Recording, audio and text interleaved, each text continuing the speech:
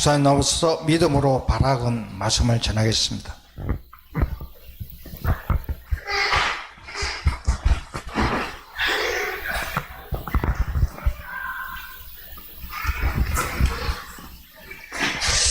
예, 우리 웨스트민스터 대의문답 36문답을 하고 말씀 받겠습니다. 은혜 계약의 중보자는 누구신가요? 은혜 계약의 유일한 중보자는 주 예수 그리스도시니 그는 하나님의 영원한 아들이시며 성부 하나님과 한 실체이시오 동등이시며 때가 참에 사람이 되셨으니 한 위에 두 가지 다른 양성을 가지신 하나님이요 사람이시다. 아멘. 여러분, 우리 믿음으로 이러면 대단한 인물들이 이렇게 소개되는 걸 보게 되는데요. 소위 말해서 아브라함, 이삭, 야곱 이러는데, 근데 오늘 보니까 바락이라고 하는 사람도 믿음으로라는 인물로 들어있는데, 여러분 그 바락이라는 이름을 처음 들은 사람도 있을 거고, 들은 사람도 바락이 별로 이미지가 크게 좋은 게 아닌, 그 이름도 이상하잖아요. 바락 하는 거 안 같습니까? 이름 자체가 그런 이름인데, 그런데도 이 바락을 믿음의 인물로 이렇게 소개하고 있는 것을 우리가 발견을 하게 됩니다. 그래서 믿음으로 바락은 하는 그런 제목인데, 우리 서론부터 한번 보겠습니다. 13번째 믿음의 인물입니다. 네, 그동안 히브리 11장에서 소개된 인물들을 보면요, 한번 읽어볼까요? 아벨, 에노, 노아, 아브라함, 사라, 이삭, 야곱, 요셉, 모세의 부모, 또 모세, 이스라엘 백성, 기생 출신 나하, 사사 기도까지 12명을 쭉 이렇게 보았는데, 오늘 13번째로 믿음으로 바락은, 그래서 바락에 대해서 오늘 한번 살펴보겠습니다. 자, 바락의 이름 뜻이 뭐냐? 번개입니다. 번개 친다 할 때 바락이라고 하는. 근데 출신은 납달리 지파 사람이고 게데스 출신 사람입니다. 그런 출신인데, 그 시대가 어떤 시대냐니까 이스라엘 우상 숭배가 한 이스라엘이 그 죄로 말미암아 가나안 왕 야빈과 그의 장군 시스라에게 몇 년 동안요? 20년 동안 압제를 당하는 그런 끔찍한 그런 시대였는데, 그런 시대에 하나님이 그 당시에 여선지 혹은 여사사 드보라를 통해서 군대 지휘관으로 바락이 부름을 받습니다.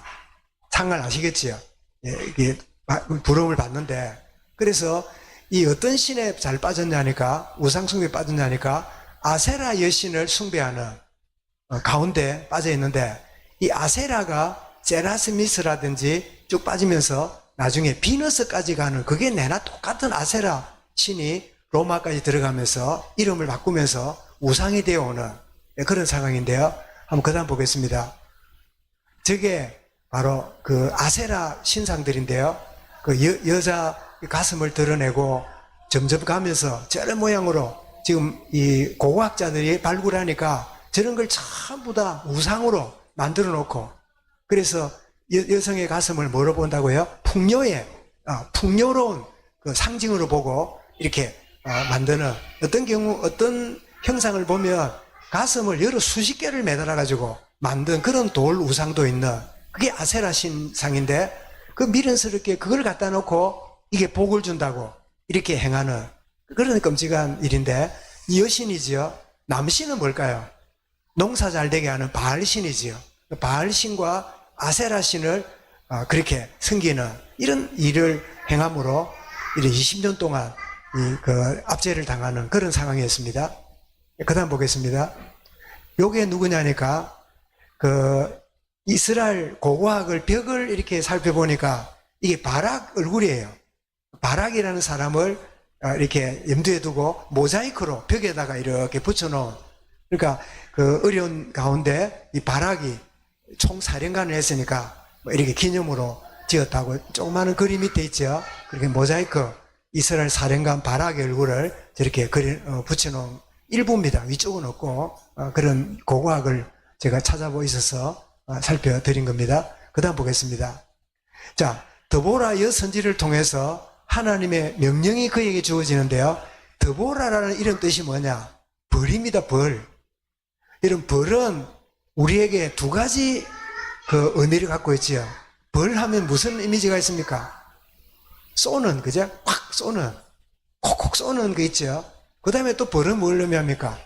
꿀을 가져다 주잖아요. 상당히 대조적이지요. 그래서 여선지 이름이 드보라인데, 이렇게 이 바락에게 하나님 명령을 내리는 거는 바락에게 뭐 같아요? 벌침을 줄듯이 하기 싫은데, 나는 안 하고 싶은데, 이런 하나님 말씀이 어떻게 해요? 듣기 싫은 걸로 들리겠지요. 또 벌침 맞듯이. 이런 벌침 맞아봤습니까? 우리 박 기사님 벌침 맞아 보셨겠지요? 예, 간질간질합니까? 아픕니까? 뭐 벌침 맞으면 아프잖아요. 그런데 벌침이 또 그래 좋다면서요, 몸에.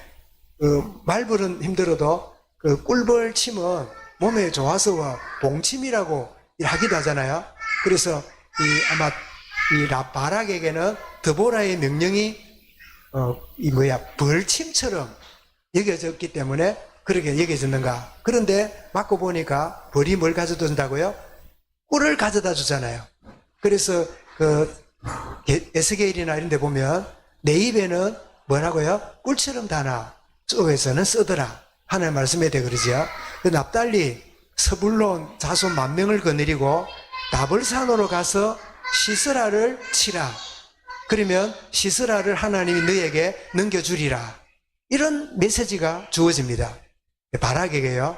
이 드보라를 통해서 메시지가 주어지는데 그 메시지를 들었던 바락이 뭐라 그럽니까?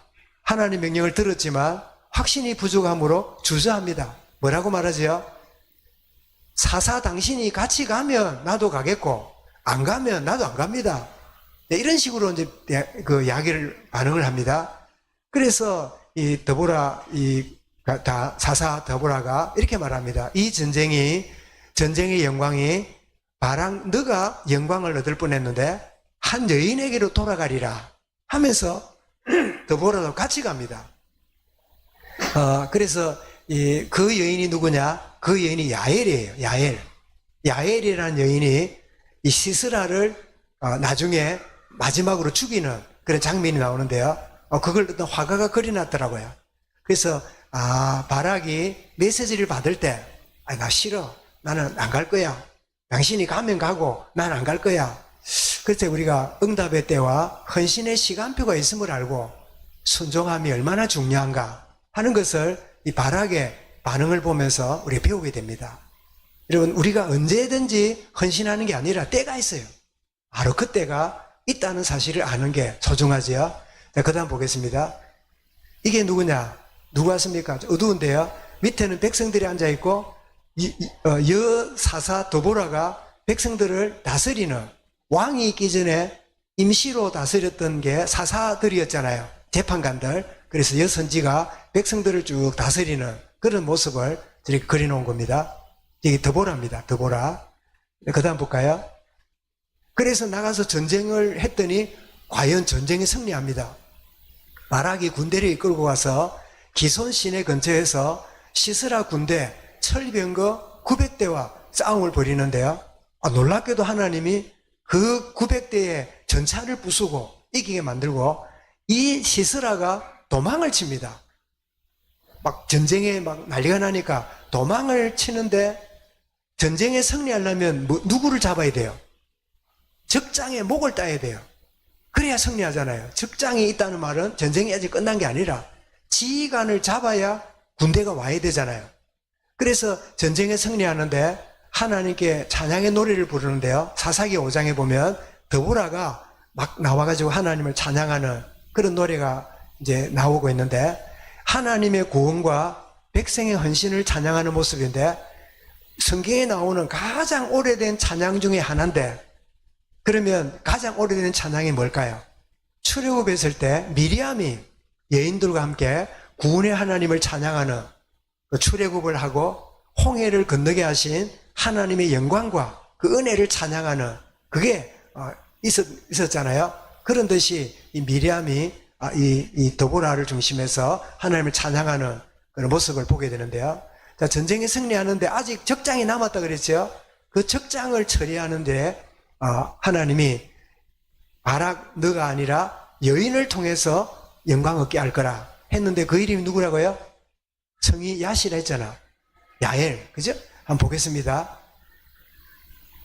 그 다음 보겠습니다. 예. 지금 이제 이 드보라가 나가고 또 바락이 사령관으로 나가서 전쟁을 치르는데 저 기네르 내가에서요 막 전쟁을 치르는 그런 가운데 하나님이 은혜 주에서 전차를 이기는 그런 막 놀라운 일이 일어났어요. 그런 장면입니다. 자, 요게 야엘인데요. 이 야엘이 오른쪽 보면 저 누워있는 저 친구 누굴까요? 저기 시스라 장군이에요. 자, 900대 이 전차를 잃어버리고 살아가지고 야엘 집으로 숨어 들어갑니다. 숨어 들어가 있으니까 이 야엘이 시스라가 오는 걸 보고요. 우유를 따뜻하게 데펴가지고 먹여주면서 잠을 재웁니다. 그러고 나서는 야엘이 지금 뭐합니까? 큰 창인지 뭐 도끼인지 모르겠는데 들고요. 머리를 박살을 내는 그런 장면으로 나오는데 야엘 이름 뜻이 뭐냐? 야생염소라. 야생염소가 뭐예요? 잘 떠봤잖아요. 뿔을 가지고 막 꽉 껴먹고 하잖아요. 그래서 성경에 보면 이름하고 그 사람 생애가 많이 이렇게 연관되는 걸 보게 되는데 어쨌든 야생염소처럼 저 야엘이 시스라의 목을 자르는 그래서 그 전쟁 이기고도 바락이 대단하다가 아니라 결국은 누가요? 이 여인이 마지막 승리를 거두는 그 일에 야엘이 쓰임을 받습니다.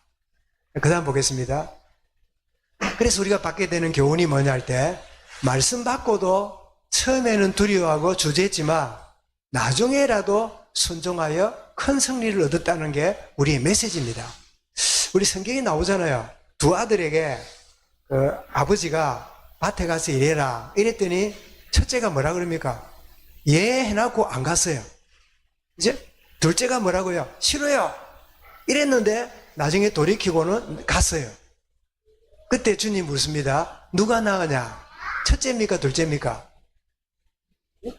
첫째입니까? 둘째입니까? 둘째지요. 첫째는 누굴까요? 첫째는 유대인 바리새인을 말해요. 둘째는 누굴까요? 죄인된 이방인들이 나중에 깨닫고 주님께로 들어오는 걸 보여주지요. 그런데 가톨릭에서는 그 성경을 이렇게 번역합니다. 이렇게 말합니다. 첫째가 예 하고 그대로 갔대요. 둘째는 아니요 해가지고 그냥 안 갔대요.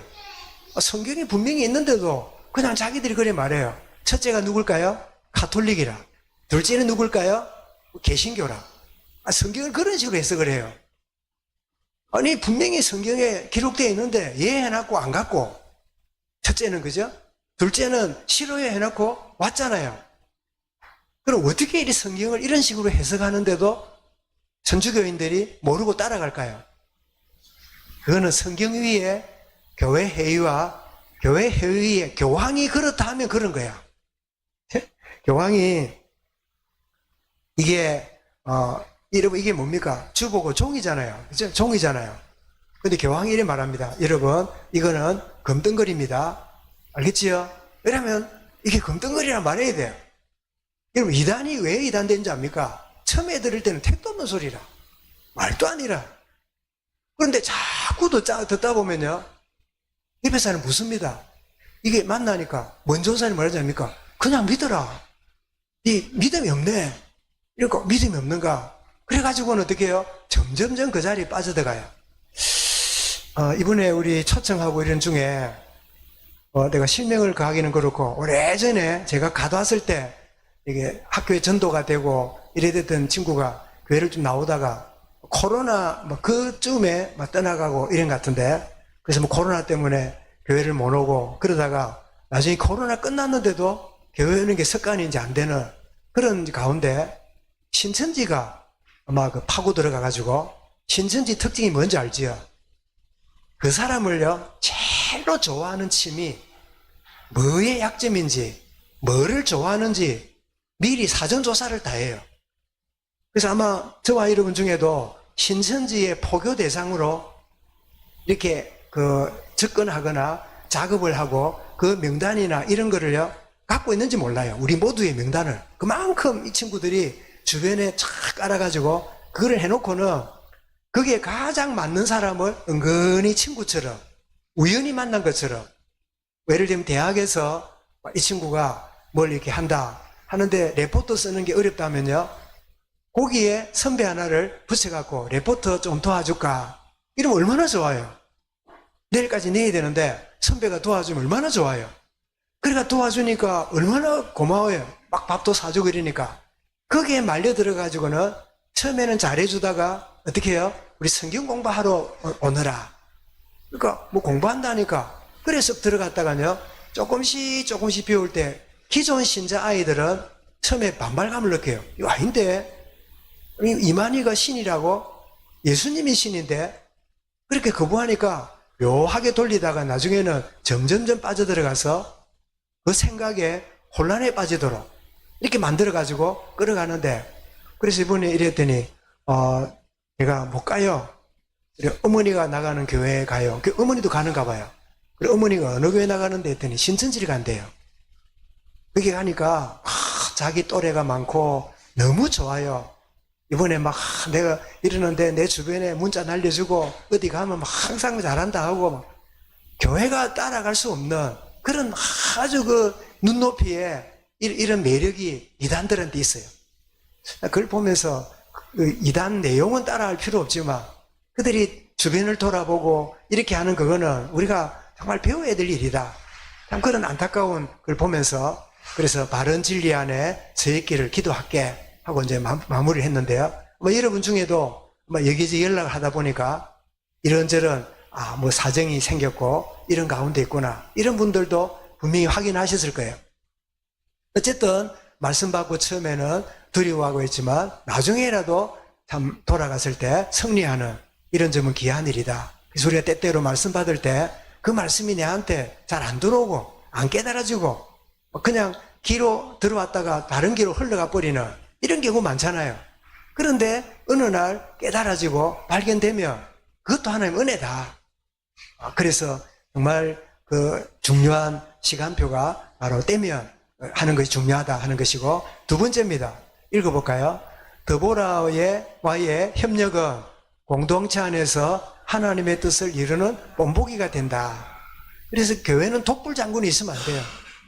목사가 막 이래라 저래라 끌어가는 그것도 좋은 일이 아니고, 중직자가 막 너무 나서가지고 이러는 것도 좋은 일이 아니고, 모두가 협력하고 함께 나가는 공동체를 이루는 그런 부분이 필요한 거지요. 예를 들면 우리 몸이 지체, 우리 바울도 우리 교회를 몸의 지체로 비유했잖아요.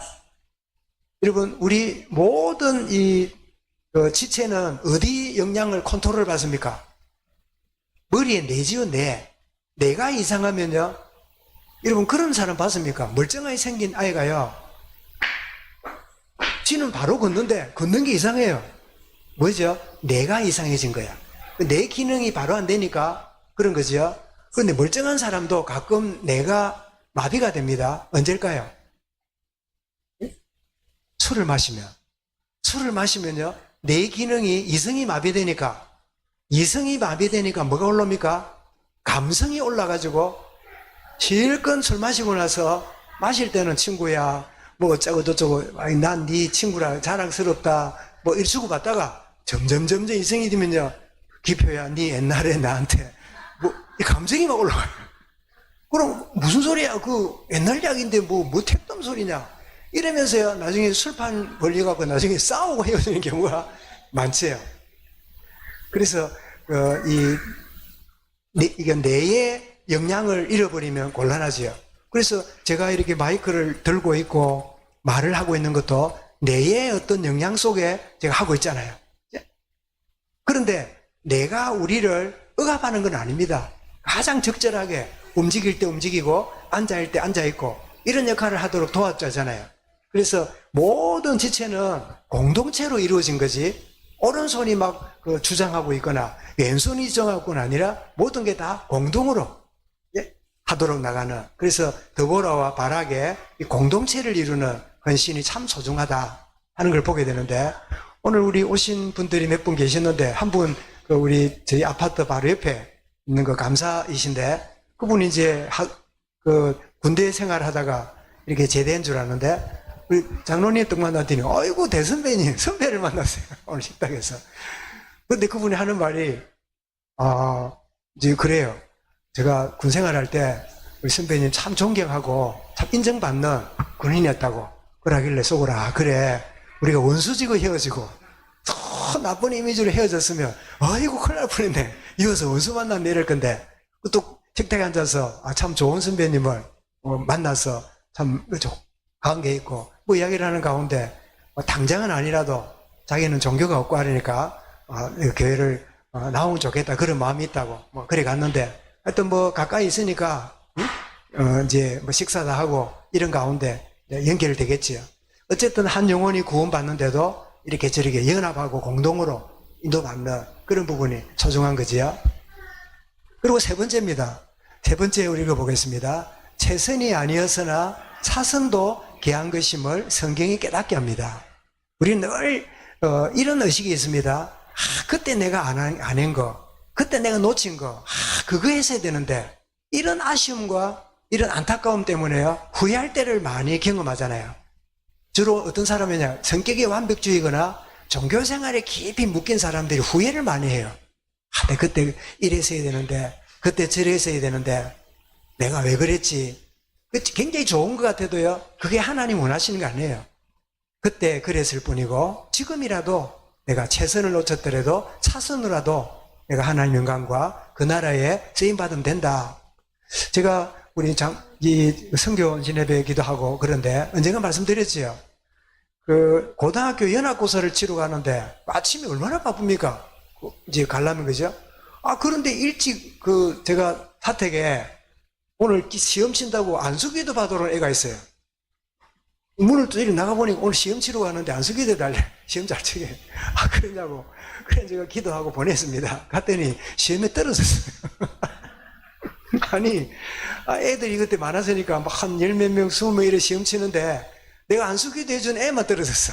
안 한 애들은 다 걸리고. 저는 이게 제가 가짜입니까? 그러니까.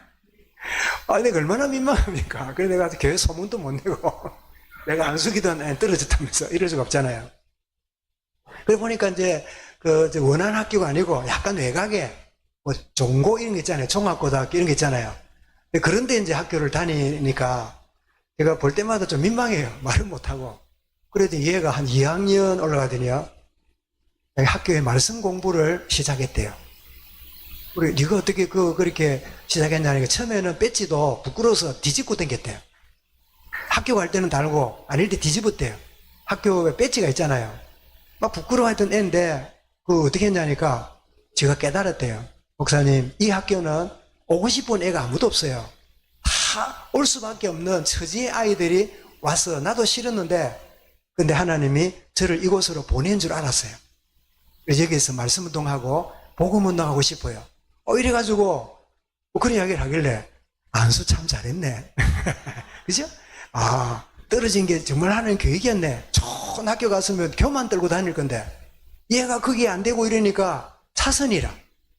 최선은 아니지만 거기에 생명운동. 그래서 지금 서울에 있는 큰 교회에 3호로 사역을 잘하고 있어요. 여자인데 그렇구나. 우리는 그때 그랬으면 됐는데 그때 합격해야 되는데 그때 내가 잡아야 되는데 이런 생각이 묶이면요, 그게 사단이 주는 잘못된 생각이에요. 하나님은 우리에게 나는 차선인 줄 알지만요, 알고 보면 나를 향한 하나님의 최선이에요. 내가 늦은 것처럼 보이지만요, 하나님이 주실 때는 최고 빠른 때예요.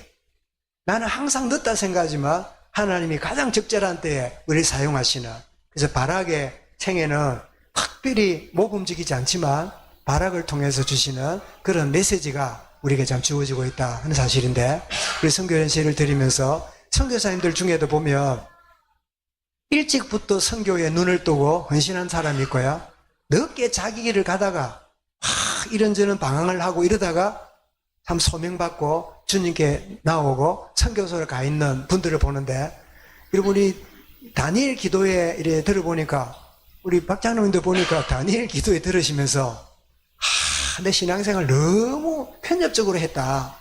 너무 한쪽으로. 우리 그동안 너무 한 동네만 있으면서 우리는 단 줄 알고 그래 지냈잖아요. 그랬는데 정말 강을 하고 메시지를 하는 분들을 들으면서 정말 새로운 눈을 뜨는 참 좋은 기회다. 뭐 이런 말씀도 하는데 여러분도 다 마찬가지겠지요. 정말 하나님이 참 이런 가운데 아마 또 선교사들도 나오고 우리 며칠 전에 왜 굉장히 술에 찌들리고 힘들어하고 결혼하고 이혼 직전까지 갔던 그 입양아 덩치 있는 그 남자 그 선교사 나왔잖아요. 저 멕시코에 가서 선교하는 그런 사람들 볼 때 이런 분들이 아이를 잃어버리고 아버지 없는 그 불황인들이 있는 마을에 들어가서 자기를 보고 아버지가 되겠다고 나를 아버지라 부르라고 이러면서 같이 먹고 자고 하는 그런 참 모습들 볼 때요. 정말 우리 선교사들이 참 반듯하고 귀중한 일도 하지만 때로는 그 어려운 현장에 들어가서 뒹굴면서 같이 이렇게 움직이고 선교하는 그런 우리 선교사들도 있는데 저희들이 후원하는 선교사들은 대부분 그런 분들이지요. 정말 우리의 작은 헌신과 기도가 세계 선교에 우리가 조금 전에 두 번째 나왔잖아요. 협력하는 함께 참여하는 공동체를 누리는 그런 축복의 시간이다. 저는 선교사님들이 오면 얼핏 선교사님들에게는 재정 지원이 필요하다. 그 생각이 저한테 항상 컸었어요. 좀 더 잘 도와드려야 되는데 못 도와드려 미안하다. 그런 생각하는데 선교사님들 중 가운데 저는 재정보다는 여러분의 기도가 정말 필요합니다. 이렇게 이야기를 할 때 처음에는 그래도 재정이 더 우선적이지 이런 생각을 바꾸지 못했어요. 그러다가 어느 순간부터 그래 맞다. 재정은 하나님 손에 있어서 진짜 기도가 되고 하나님의 인도하심이 있다면 있고 없는 거는 하나님 손에 있으니까 정말 하나님이 그 선교지와 선교사님에게 은혜와 평강이 임하도록 진짜 기도해야 되겠구나. 그렇게 된다면 그에게 필요를 따라 채우시는 하나님 은혜가 있으니까 그런 생각을 가졌는데 그래서 우리가 함께 예물도 드리지만 기도하고 중심을 담고 인도받는 축복을 누리고 그리고 우리가 조금 상황이 되면 우리 이제 한 8나라 이런 나라들이 있는데 1년에 한 번쯤은 그 나라에 우리 몇몇 분이라도 함께 시간을 만들고 중심을 가져서 선교지 한 방문도 하고 같이 헌신을 하고 여러분 1년에 한 번 정도 며칠 시간 내가 가는 거 우리가 아무리 어려워도 마음을 가지면요 하나님이 거기에 따라서 여건을 만들어 주십니다.